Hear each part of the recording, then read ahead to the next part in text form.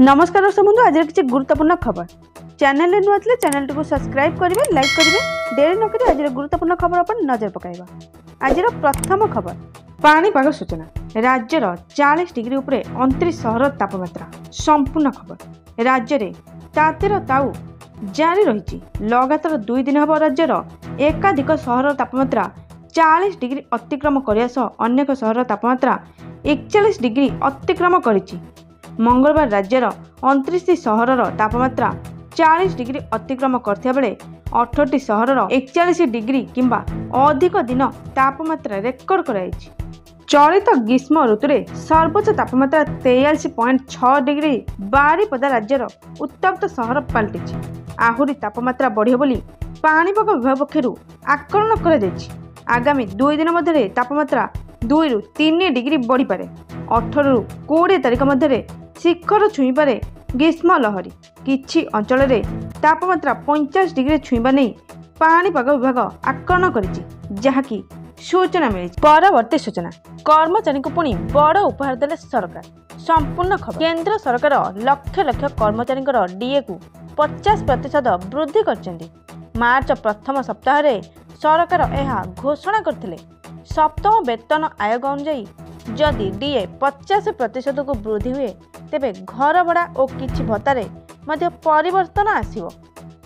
DA वृद्धि पर केंद्रीय सरकारी कर्मचारी अन्य भत्तारे परिवर्तन को मध्य अपेक्षा करछन। डीओपीटी द्वारा भत्ता तालिका प्रकाश पाइछि। एही मासरे डीए वृद्धि पर संशोधन करा जिवो, जहां एचआरए रो परिवर्तन विषय ए पर्यंत कौनसी आदेश आसी नहीं। केंद्रीय कर्मचारी डीए 50% रे पहुंचा पर एचआरए रो परिवर्तन निश्चित, किंतु यह जानिबा आपण पई जरूरी जे डीए रो परिवर्तन सहर वर्ग अनुसार केंद्रीय कर्मचारी एचआरए को प्रभावित करे।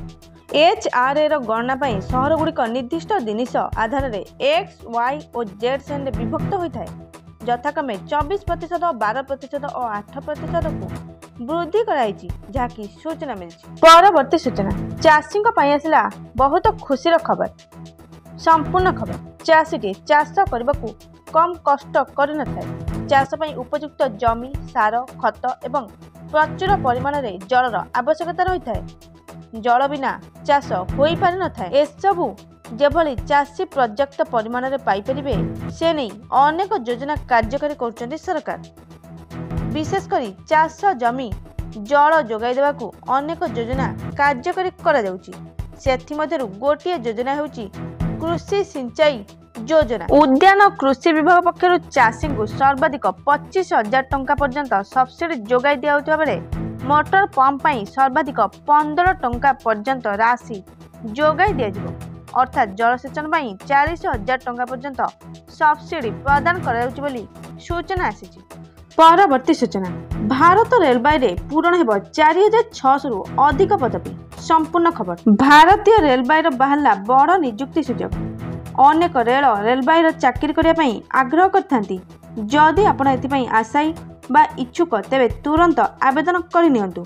एने रेल नियुक्ति आरआरबी एक नियुक्ति विज्ञप्ति प्रकाश करिछि। एही नियुक्ति प्रक्रिया रे सब इन्स्पेक्टर एवं कनेस्टेबल पदवी पूरण हेब। एने आवेदन ऑनलाइन रे करबाक पड़िबो। उभय पुरुष और महिला एथिरे आवेदन करि परिबे। एही नियुक्ति माध्यम रे मोट 4,600 रु अधिक पदवी पूरण हेब। योग्य और आग्रही प्रार्थी माने आरआरबी रो ऑफिशियल वेबसाइट https://bbs.government.in को जाई एवं indianrailways.government.in को जाई आवेदन करि परिबे। 15 एप्रिल 2024 ऑनलाइन आवेदन आरंभ होइतिबा बेले 14 मई 2024 तारीख पर्यंत शेष आवेदन तारीख रही, जहाँकि सूचना मिली। एथला आज किसी गुरुत्वपूर्ण खबर। Thank you all.